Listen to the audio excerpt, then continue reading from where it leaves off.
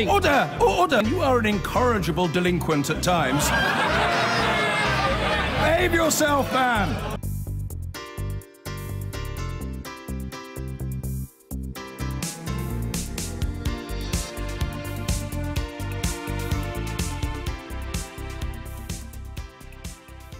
Now then, when was the last time you heard a Conservative say something like this? But while capitalism has brought both growth and progress in so many fields in the past, I fear it's not delivering now. Economic power has been concentrated in the hands of a few, and crony capitalists have rigged the system in their favour and against the rest of us. Well, no surprises. Michael Gove had a few thoughts about how to solve that. Reforms to corporate governance, restricting lobbying by big business, improving education and even doing a better job of valuing the environment. But he was the first to admit that these ideas need a bit of work. So what can we do to bridle the excesses of capitalism? Here's Helen Thomas.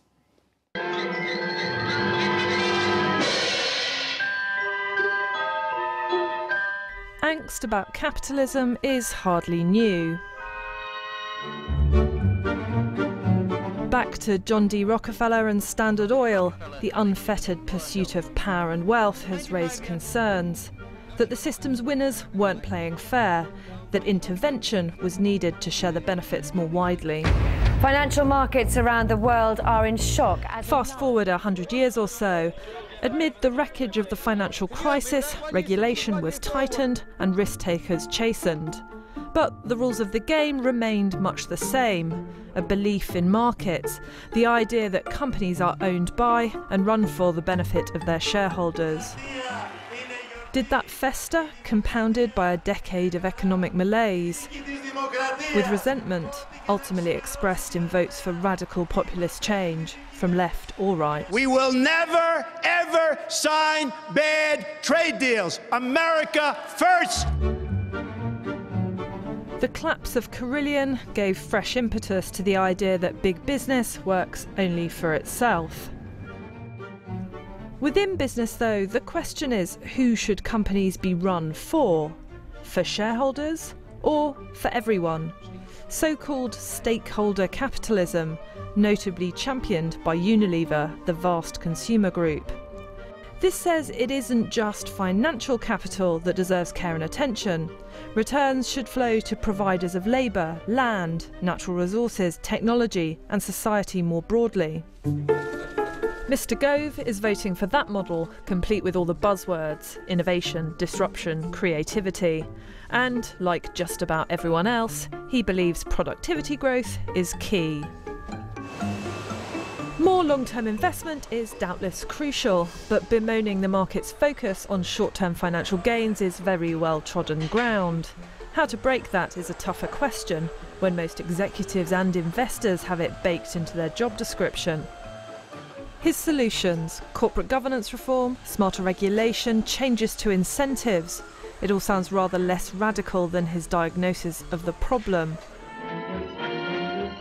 One question is whether ad hoc rule changes will make much difference, if it's a massive cultural shift that's really required.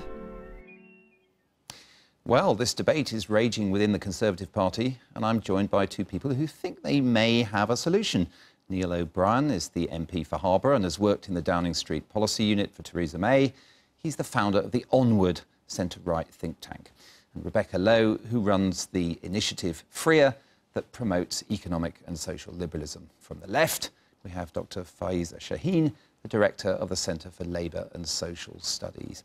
Neil O'Brien, if we could start with you, this type of thing that Michael Gove was talking about, trying to get a bit of a bridle onto capitalism, is it a realistic agenda, or have you just been in government for sufficiently long that it'll be a hard sell for the public?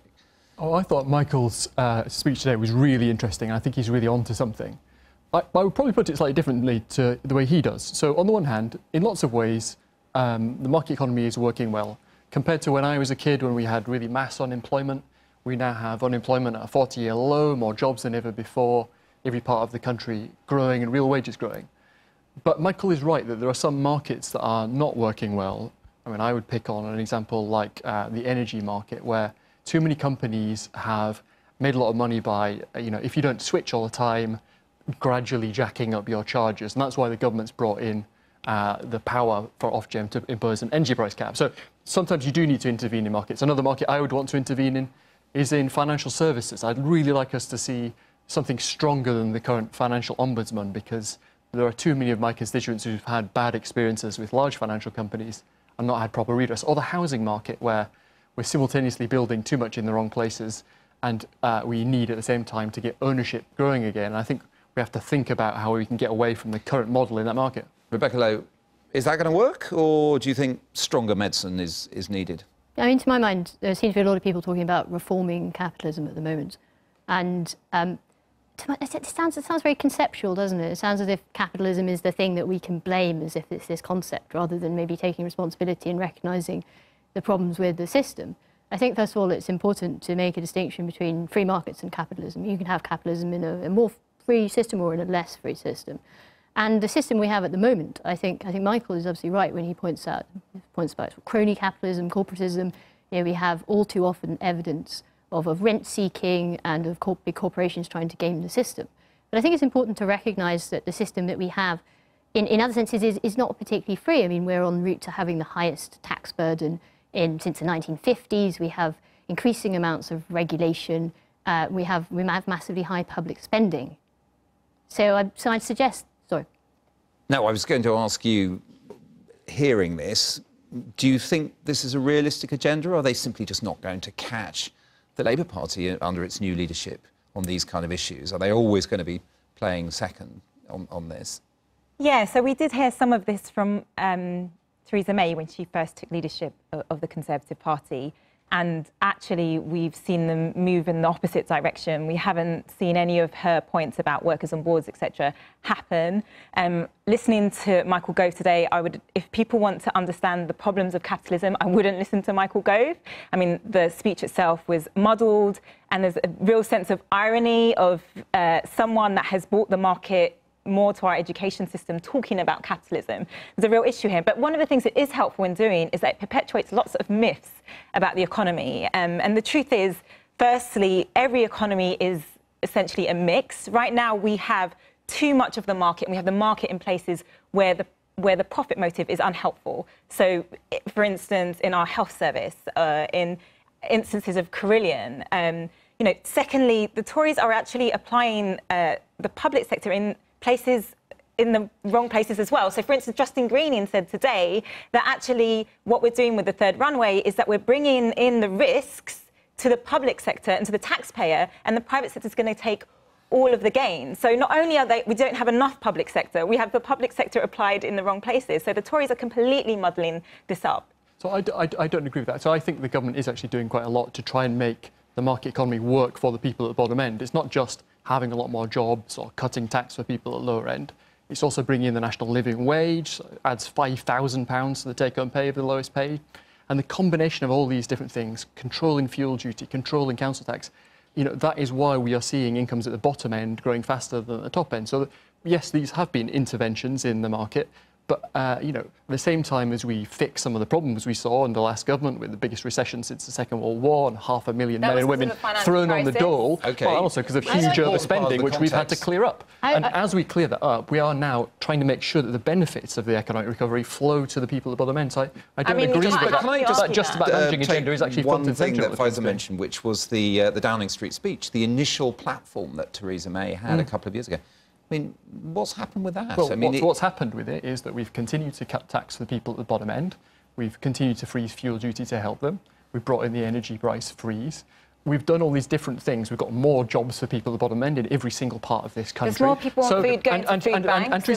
And Theresa May has done some things which have brought new things to the agenda. So, for example, she's changed the way universal credit works so that people at the very bottom end who are just moving into work can keep more of their take-home pay. Just picking up on that, is that tinkering? This is actually, yes, exactly. I would argue that these ways of trying to make the market work, I mean, that to my mind doesn't make sense. I mean, we had talk earlier of an energy price cap. These forms of either whether it's regulatory burdens, whether it's protectionism, whether it's caps which actually just drive up costs. These interventions, we live in a time of increasing authoritarianism abroad and increasing state intervention at home.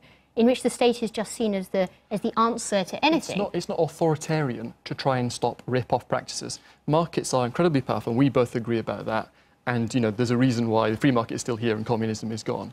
But sometimes markets get stuck in a bad place, a bad equilibrium, where a government intervention can actually increase competition, can increase transparency. I think that's what the energy price cap is doing. Can I just bring Fraser in again? I mean, hearing them talking about the various policy initiatives there, the various areas, whether it's the property market, living wage, working of energy companies, are there any of these that would seriously worry you on the left if the Tory party started getting some real traction? Any of these particular issues or approaches that would actually have the Labour Party worried? Or do you think it's just not a political territory they can fight in as effectively as Labour? I mean, look, again, we're having a real disconnection between the stats that are being read out here and what's happening on the ground, and the difficulties in people living their lives, record levels of household debt, you know, food bank usage, homelessness, you know, all of the stats are actually going in the wrong direction, and the lived experience is very hard, like mental health, for instance. And so all of these, you say all the stats are going in the wrong direction, right? Under your party, we had the worst recession since the Second World War.